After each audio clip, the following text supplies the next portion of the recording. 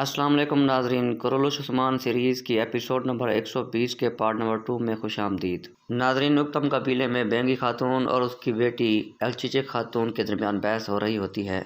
الچیچک خاتون کہتی ہے، والدہ، ابھی والد صاحب کے انتقال کو کچھ ہی دن ہوئے ہیں اور آپ میری شادی کی بات کر رہی ہیں۔ آپ کے ذہن میں کیا بات چل رہی ہے؟ آپ اتنا جلدی شادی کی بات کیسے کر سکتی ہیں؟ لیکن میں اس کے لیے تیار نہیں ہوں۔ جواباً بینگی خاتون کہتی ہیں کہ کیا مجھے اکتم صاحب کے شہید ہونے کا غم نہیں ہے؟ اس پوسٹ کو دیکھو، کیا تمہیں یہ پوسٹ خالی دکھائی نہیں دیتی؟ اب کیونکہ اکتم صاحب ہمارے درمیان موجود نہیں ہیں تو سرداران کی نظر اس پوسٹ پر ہے۔ میں نے تمام سرداران سے بات کر رکھی ہے کہ جب تک میرا غم کم نہ ہو جائے تب تک اس کے متعلق کوئی بھی بات نہیں کرے گا، اور اسی وجہ سے میں چاہتی ہوں کہ جتنا جلدی ہو سکے ایکتیمور اس گدی پر بیٹھ جائے۔ یہ سن کر الچیچک خاتون کہتی ہیں کہ آپ ایسا سوچ بھی کہہ سکتی ہیں، جہاں تک میں ایکتیمور کو جانتی ہوں وہ اس پوسٹ پر بیٹھنے کے لیے کبھی بھی تیار نہیں ہوگا۔ بینگی خاتون الچیچک خاتون کو سمجھاتی ہیں کہ اسے ایسا کرنا ہوگا اور ایسا کرنے میں تم میری مدد کرو گی۔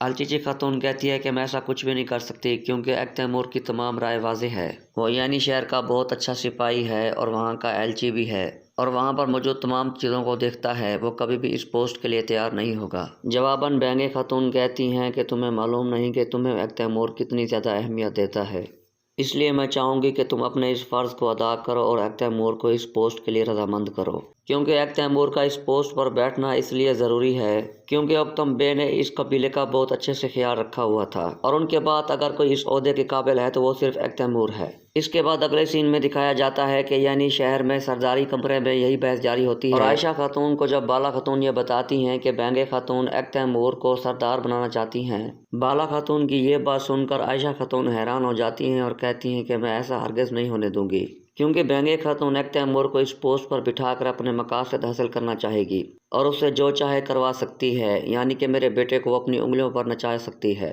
اور ایسا ہرگز نہیں ہوگا۔ جس پر ملعون خاتون کہتی ہیں کہ بالکل ایسا ہرگز بھی نہیں ہوگا، لیکن ہمیں سب سے پہلے یہ جاننا ہوگا کہ ایکتیمور کیا چاہتا ہے، کیونکہ جب عثمان صاحب کے سامنے یہ مسئلہ جائے گا تو عثمان صاحب اپنی کیا رائے پیش کریں گے۔ اس دوران ایلگن خاتون بھی وہاں پر آ جاتی ہیں اور کہتی ہیں کہ اس میں کوئی شک نہیں کہ الچیچک ایک بہت ہی ذہین لڑکی ہے، وہ اس مقصد کے لیے بینگی خاتون کا ساتھ نہیں دے گی۔ الچیچک ایک بہت ہی ذہین لڑکی ہے اور وہ کبھی بھی نہیں چاہے گی کہ ایکتیمور کے لیے کسی بھی قسم کی کوئی مشکلات آئیں۔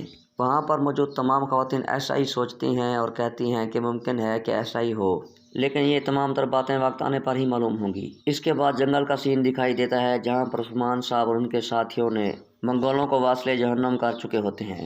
ترگت بے عثمان صاحب کے سامنے موجود ہوتے ہیں تو عثمان صاحب ترگت بے سے کہتے ہیں کہ اینا گول قلعے کی جتنا زیادہ ہو سکے حفاظتی تدابیر اختیار کی جائے، اور اس کے ساتھ ہی یعنی شہر کی بھی، کیونکہ اس لڑائی کے بعد نعمان بالکل بھی خاموش نہیں بیٹھے گا، وہ کوئی نہ کوئی حملہ ضرور کرے گا۔ ترگت بے کہتے ہیں کہ جیسا آپ نے حکم دیا ہے میں نے اس پر پہلے ہی سے عمل کر دیا ہے۔